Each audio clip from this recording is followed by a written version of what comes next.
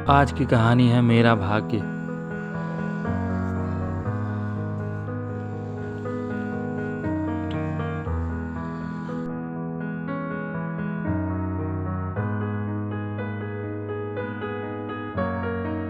एक दिन मम्मी से फ़ोन पर बातों बातों में मैंने पूछा, मम्मी वो विजय अंकल कैसे हैं जिनकी शादी में हम लोग कई वर्ष पहले गए थे। बहुत दिनों से सोच रही थी, अब जब भी आपसे बात करूंगी तब ज़रूर पूछूंगी कैसी चल रही है उनकी ज़िंदगी। उनकी पत्नी बहुत सुंदर है, देखते ही वो मन को लुभा गई, कितनी आकर्षक है। मम्मी ने कहा, अरे अच्छा याद दिलाया, मैं तुम्हें बताना भूल गई। उनकी शादी के कुछ दिन बाद मैं बैंक गई तो पूछा, मैनेजर विजय जी नहीं दिख रहे हैं। तो पता चला उनका ट्रांसफ़र हो गया है भोपाल। फिर बात आई गई हो गई। एक दिन शाम को अचानक विजय बख्शी आए। हम लोग आश्चर्यचकित हो गए। अरे वाह, इतने वर्षों बाद। वो बोले, हाँ, शादी के थोड़े दिन बाद मेरा ट्रांसफ़र हो गया था और अब 5 साल बाद फिर से यहीं हो गया है। हम लोगों ने कहा, यह तो बहुत अच्छा हुआ। बैंक सूना सूना सा लगता था। पापा ने कहा, और बताओ कैसी चल रही है तुम्हारी ज़िंदगी? तुम तो बिना बताए ही चले गए। शादी के बाद बहू के साथ घर बुलाने का मौका ही नहीं दिया। बहू कैसी है, बच्चे वगैरह हैं क्या? विजय ने हमें बताया, सब कुछ बहुत अच्छे से चल रहा है। 2 बच्चे हैं हमारे, बहुत प्यारे हैं। लेकिन मैं आप लोगों से इसके पीछे की कहानी बताना चाहता हूँ। अब आप लोगों से क्या छिपाएं। ये बात हमने किसी से नहीं कही और न ही कभी कहेंगे। पता नहीं क्यों आप लोगों से कहने को दिल कर रहा है। हमने कहा, क्या हुआ? प्रीति अच्छी तो है? हाँ भाभी जी, बहुत अच्छी है प्रीति। घर को, परिवार को अच्छी तरह देख रही है। तो फिर क्या हुआ? विजय बोले, शादी की रात को जब हम प्रीति से मिले तब प्रीति ने कहा, मैं आपसे कुछ कहना चाहती हूँ। मैंने कहा, क्या? वो बोली, शायद जो मैं कहना चाह रही हूँ उसे सुनकर आप मुझे और मेरे परिवार को माफ़ नहीं करोगे।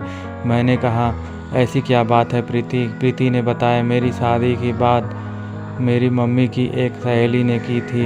एक दिन अचानक मेरे घर आंटी आपको और आपके परिवार को मेरे घर लेकर आईं और आपको मुझसे मिलवाया। उस दिन मुझे लगा मैं आपको सच बता दूं, लेकिन आंटी को इस बारे में कुछ नहीं मालूम था। इस डर से नहीं कहा। और आप मुझसे मिलकर बहुत खुश लग रहे थे। लगा आपको धक्का लग गया और आपको पाने की खुशी में मैं भी मन ही मन खुश थी और मुझे लगा मेरी किस्मत आपके रूप में चल कर आई है। यह सोचकर खामोश रह गई, लेकिन बाद में सोचा यह गलत है, आपके साथ अन्याय है।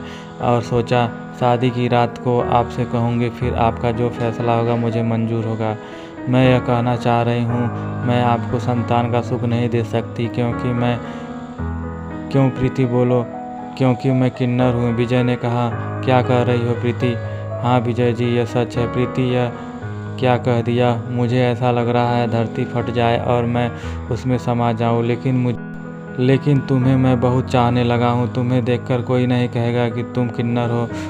तुम में तो पूरे स्त्री के गुण हैं। रूप रंग से तुम बहुत सुंदर हो, कहीं से भी किसी को कोई शक नहीं होगा।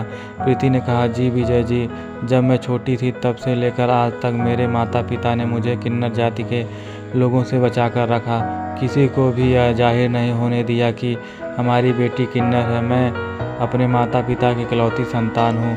मैं बहुत ही मन्नतों के बाद पैदा हुई हूँ। उन्होंने मुझे बहुत प्यार और दुलार से पाला है। मेरी माँ पिता का सोचना था शादी तो करनी नहीं है, ये मेरी बेटी बेटा दोनों ही है। लेकिन वो आंटी ने सोचा इनकी बेटी बड़ी हो गई है, मैं अचानक कोई रिश्ता लेकर जाऊंगी तो मेरी दोस्त बहुत खुश हो जाएगी। लेकिन मेरी माँ खुश नहीं, दुखी हो गई थी। उन्होंने उस समय आप लोगों का स्वागत किया, कुछ भी जाहिर नहीं होने दिया, सब कुछ भगवान पर छोड़ दिया। माँ ने यह बात इसीलिए किसी को नहीं बताई कि अगर किन्नर जाति के लोगों को पता चलती तो वो लोग मुझे ले जाते। मैं आपको धोखे में नहीं रखना चाहती, इस कारण मैंने सच बता दिया। आप विजय जी परेशान न हो, मैं बिना कुछ कहे यहाँ से चली जाऊँगी। सारा इल्ज़ाम अपने ऊपर ले लूँगी कि मेरी ज़बरदस्ती शादी की गई, मैं किसी और से करना चाहती थी। विजय बोले, प्रीति, इतने दिनों से तुमसे बात करते करते मुझे तुमसे प्रेम हो गया है और मैं तुम्हें बदनाम नहीं करना चाहता हूँ। मैं तुम्हें अपना नाम देने के लिए यहाँ लाया हूँ। प्रीति, मेरा एक गलत कदम दोनों घरों की बदनामी करा देगा। मैं आज अभी यह कसम खाता हूँ कि मैं इस स्थिति में भी तुम्हारे साथ जीवन यापन करूँगा और किसी को भी कुछ पता नहीं चलने दूँगा। प्रीति ने कहा, विजय जी आप महान हैं, और कदमों पर गिर गई। मैंने सोचा भी नहीं था मेरी किस्मत में आप जैसे इंसान का साथ होगा। मैंने पति के रूप सुख की तथा परिवार की कभी कल्पना भी नहीं की थी। मैं धन्य हो गई आपका साथ पाकर। भाभी जी कुछ समय बाद हम भोपाल चले गए। वहाँ हमने 2-2 साल के अंतर से एक लड़का और एक लड़की गोद ले लिए। आज लड़की 4 साल की है और लड़का 2 साल का है। प्रीति ने माँ का फर्ज बखूबी निभाया। वह उसके माँ बनने का सपना भी पूरा हो गया। हम लोग सुखी जीवन व्यतीत कर रहे हैं। मम्मी ने बताया कि फिर हम दोनों ने विजय जी को सैल्यूट किया और आशीर्वाद दिया। तुम धन्य हो, महान हो, ऐसा कोई नहीं करता जो तुमने किया है। उन्होंने कहा, शायद मेरी किस्मत में प्रीति ही लिखी थी, इसीलिए तो हमारी शादी हुई। शादी के बाद मैं उसे छोड़ दूं, ये कहाँ का न्याय है। उसने क्या बिगाड़ा है। सृष्टि ने जो रचना उसकी की है उसी में वह मुझे स्वीकार है। मैंने उसे पत्नी का दर्जा दिया और बच्चों को गोद लेकर उसे माँ का भी दर्जा दे दिया। हम सब खुश हैं। जो मेरे भाग्य में लिखा था वह मुझे मिला, इसमें दोष किसी का नहीं है।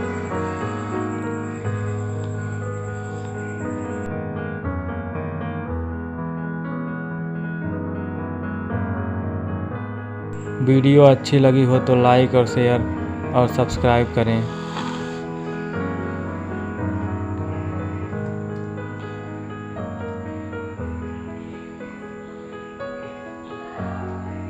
वीडियो देखने के लिए धन्यवाद।